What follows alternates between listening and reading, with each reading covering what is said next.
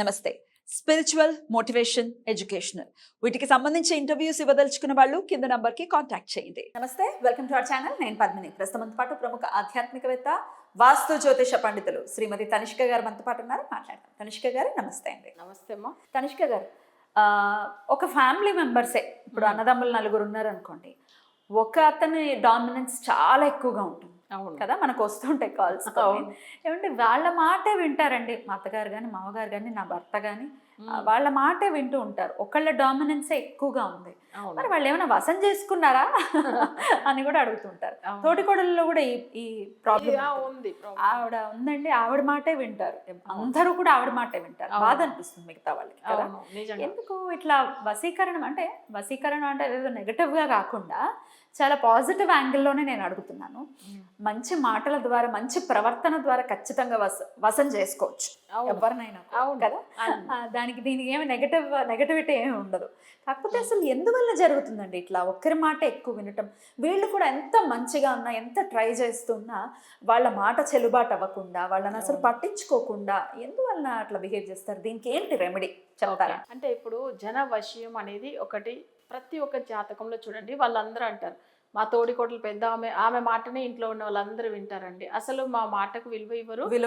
కానీ ఆమె మాటనే అక్కడ గెలుస్తుంది. ఆమె చెప్పిందే మా హస్బెండ్ అయినా కానీ, మా మరిది అయినా కానీ అందరూ వాళ్ళు చెప్పిందే వింటారు. మా ఆడపడుచు అయినా కూడా ఆమె మాటనే వింటుంది. కానీ నిజంగా చెప్పాలంటే ఆమె అసలు అంత ఏమి నేనే చాలా మంచిదని, కానీ నా మాట వినరు కూడా అంటారు కదా క్లయింట్స్ అసలు. కానీ ఇది వచ్చి కొన్ని ఇళ్లలో చూసామంటే కొంతమంది వాళ్ళు అసలు తోడు పుట్టిన బ్రదర్స్ కూడా అంతే. ఎవరైనా పెద్ద ఆయన ఉంటాడు, ఆయన మాటనే వింటారు. లేదంటే మధ్యలో ఉన్న వ్యక్తి అతను అంటే సెకండ్ పుట్టిన అతను కూడా. ఎందుకంటే ఒకరి జాతకంలో వశీకరణం అనేది ఉంటుంది, అది బై డిఫాల్ట్ అట్లనే ఉంటుంది జాతక చక్రంలో కూడా. ఇప్పుడు ఒక ఫంక్షన్కో లేదు పార్టీకో వెళ్తారు అనుకోండి, అతనికి బాగా రెస్పెక్ట్ ఇస్తారు. తోడు పోయిన వాళ్ళందరూ కూడా అలానే ఉంటారు, కానీ తనకే అసలు బాగా రెస్పెక్ట్ ఇస్తారు. ఆయన డబ్బులు ఉన్న మనిషి లేకపోయినా కొంతమంది విలువ ఎక్కువ వస్తాయి చూడండి, అది ఉంటుంది, వశీకరణం ఉంటుంది. అంటే ఈ జన వశీకరణం జాతకంలో అసలు ఎట్లా జనులు అట్రాక్ట్ అవుతారు అంటే లగ్నానికి థర్డ్ హౌస్ని పెట్టి ఉంటుంది. మా ప్రతి చక్రంలో కానీ ఎవరైనా కానీ ఏ లగ్నంలో పుట్టారో వాళ్ళ లగ్నానికి థర్డ్ హౌస్లో జన వశయం అయ్యేది. కానీ ఇది ఏమవుతుందంటే జనులు ఫుల్గా అసలు వరల్డ్ వైడ్ అంటే ఇప్పుడు పొలిటీషియన్ వాళ్ళు కానీ లేదు అంటే కంట్రీలో ఇప్పుడు మన ఒక స్టేట్కి సంబంధించిందంటే అది జాతక చక్రంలో వాళ్ళ 7,000 పెట్టి వస్తుంది జనులు వశయం అయ్యేది. కానీ మామూలుగా మన ఇంట్లో ఉన్న వాళ్ళకి జనులు అట్రాక్ట్ అవ్వాలంటే వాళ్ళ లగ్నానికి థర్డ్ హౌస్. ఇప్పుడు ప్రతి ఒక్కరు చక్రంలో చూడండి, అసలు నాకు మా ఇంట్లో ఉన్న వాళ్ళే విలువ ఇవ్వట్లేదు, నేను ఇలానే అయిపోయాను, అసలు నాకు చాలా బాధ అనిపిస్తుంది అంటే వాళ్ళ లగ్నం ఇప్పుడు మేష లగ్నంలో పుట్టారనుకోండి, వాళ్ళ జాతకంలో చూస్తే తెలుస్తుంది వాళ్ళు ఏ లగ్నంలో పుట్టారు, చెక్ చేస్తే అర్థమైపోతుంది. మేష లగ్నంలో పుట్టి ఉన్నారంటే వాళ్ళకి ఏమైతుందంటే మిథునం థర్డ్ హౌస్ అవుతుంది. కాబట్టి దానికి అధిపతి ఎవరు? బుధుడు. సో బుధుడు అంటే డైరెక్ట్ గా వాళ్ళ చక్రంలో బుధుడు నార్మల్ గా అది నెగిటివ్ కాకపోతే బుధ గ్రహానికే పూజ చేసుకోవచ్చు. ఒకవేళ అది వాళ్ళకి వగ్రమై ఉంటేనో లేదు మాంది గ్రహంగా ఉంటేనో వాళ్ళకి అసలు అప్పుడు ఏమైతుందంటే బుధ గ్రహానికి డైరెక్ట్ గా పూజలు చేయకూడదు. అసలు దానికి అతి దేవత ఎవరు? విష్ణుమూర్తి, అంతే కదా. సో విష్ణుమూర్తికి పూజలు చేసుకోవచ్చు. సరే, విష్ణుమూర్తికి ఏం రోజు చేస్తే మంచిది అంటే ఈ మేష లగ్నానికి వాళ్ళకి జనులు వశీయం అవ్వాలి. అసలు అట్లానే ఎప్పుడు ఆ జాతక రీతిగా బుధుడే కారగడైతాడు కాబట్టి బుధ హోరా ఉంటది. బుధవారం రోజు ఉదయం 6 నుంచి 7 ఉంటుంది, లేదు నైట్ 8 to 9, మధ్యాహ్నం 1 to 2. బట్ మధ్యాహ్నం అంటే డే టైమింగ్ లో చేయలేదు, ఎక్కడన్నా ఏదైనా వర్క్ ఉంటుంది, లేదు ఉదయం చేసేసుకోవచ్చు.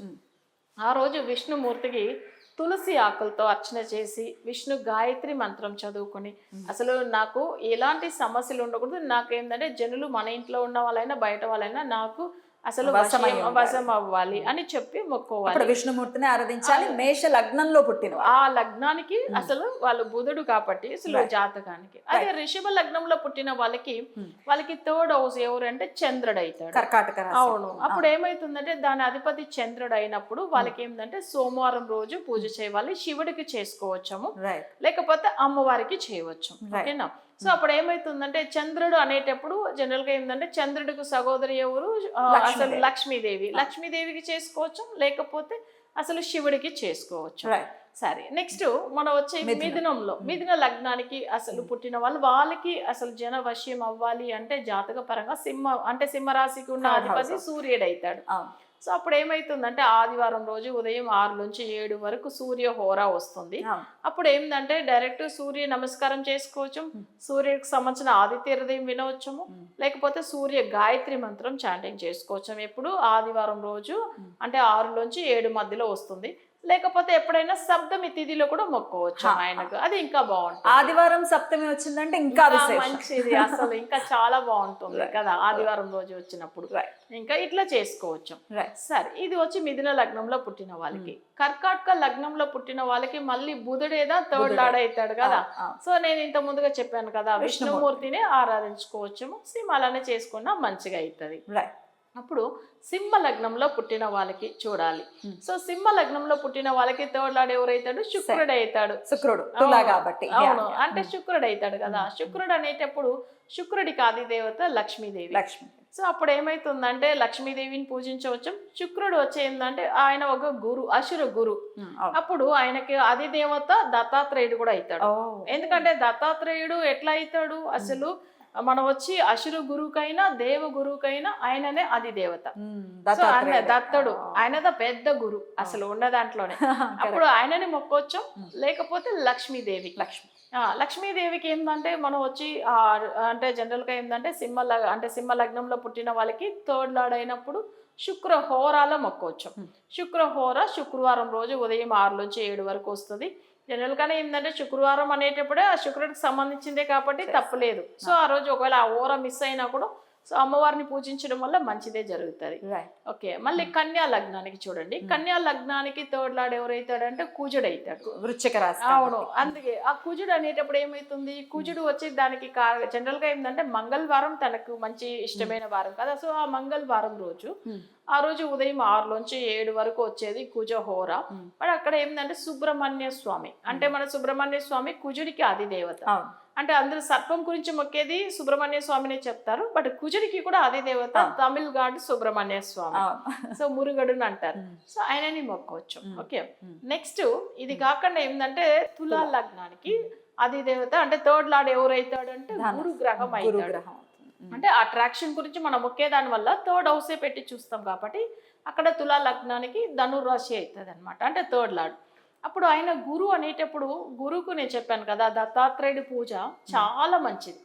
అసలు ఆయనని మనం మొక్కినప్పుడు తప్పకుండా ఏదో రూపంలో మనకు దర్శనం ఇస్తాడు ఆయన. సో ఆయన వచ్చి ఏంటంటే దేవ గురువుకు ఇంకా మంచి ఫలితం ఇస్తాడు కదా దత్తాత్రేయుడు. సో అలా ఉన్నప్పుడు ఏంటంటే గురువారం రోజే ఆయనకి ఇష్టమైన రోజును కూడా మనం చెప్తూ ఉంటాము. సో దత్తాత్రేయుడు మొక్కడం వల్ల చాలా మంచి ఫలితాలు పొందవచ్చు. వాళ్ళకి ఆ అట్రాక్షన్ అది వాళ్ళకి జన వశీకరణం అనేది వస్తుంది. సరే, ఇప్పుడు మనం తులా లగ్నానికి చెప్పినాం. అంటే వృశ్చిక లగ్నానికి థర్డ్ లార్డ్ ఎవరైతాడంటే శని గ్రహం అయితే. శని గ్రహం అంటే ఆయన లగ్నానికి థర్డ్ హౌస్ మకరం అవుతుంది కాబట్టి. సో అప్పుడు ఆ మకరానికి శని గ్రహం అధిదేవత అయినప్పుడు ఆయనకు అసలు జనరల్ గా శనికి ఇంకా మంచి అధిదేవత ఎవరు? భైరవ స్వామి, ఆంజనేయ స్వామి.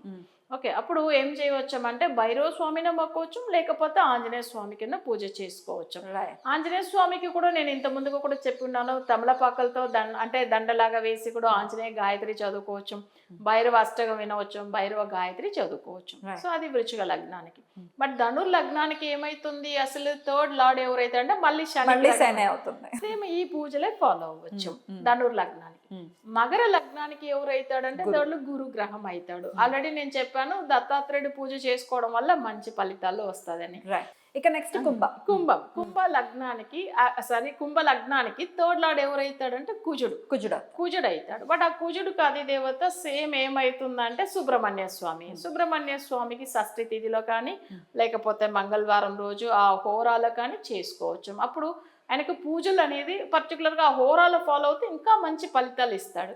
సో అలా ఉంటుంది. అంటే జనుల్ని వశం చేసుకోవడానికి ఆ హోరా ఆ తేదీ చెప్తున్నాను, అంతే, వేరేం లేదు. మీనరాశి వాళ్ళకి అసలు అంటే మీన లగ్నానికి పుట్టిన వాళ్ళు, మీన లగ్నంలో పుట్టిన వాళ్ళకి థర్డ్ లార్డ్ ఎవరైతాడంటే శుక్రుడు అవుతాడు.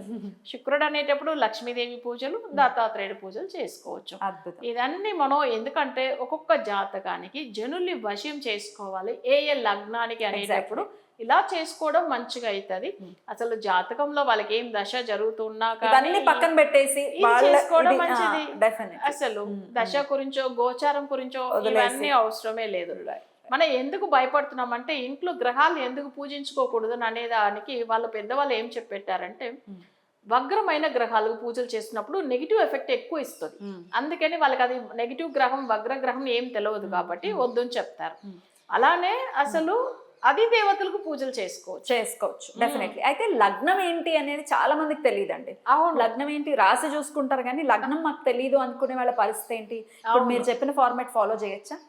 తప్పకుండా. ఇప్పుడు వాళ్ళు ఏం చేస్తారు, లగ్నం తెలియదు రాశిదా తెలుసు, రాశికి థర్డ్ హౌస్ ఏంది చూసుకోవాలి. అలా కూడా చేసుకోవచ్చు. నేను చెప్పినట్టు చాలా మంది నేను స్టార్టింగ్ లో ఈ 15 సంవత్సరాల ముందుగా ఇక్కడ మేడం మాది రాశి ఇది అని చెప్తున్నాము, మీరేంది లగ్నం చెప్తున్నారు.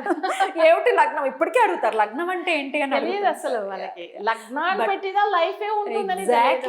లగ్నమే లైఫ్ అసలు ప్రాణం. లగ్నం అంటే ప్రాణం. సూర్యుడు నిలిచే ప్లేసే ప్రాణము, చంద్రుడు నిలిచే ప్లేస్ శరీరం. కరెక్ట్. అందుకే ఈ రెండు లేకపోతే జాతకాలు లేదు స్టార్టింగ్ లో చెప్పాను కదా.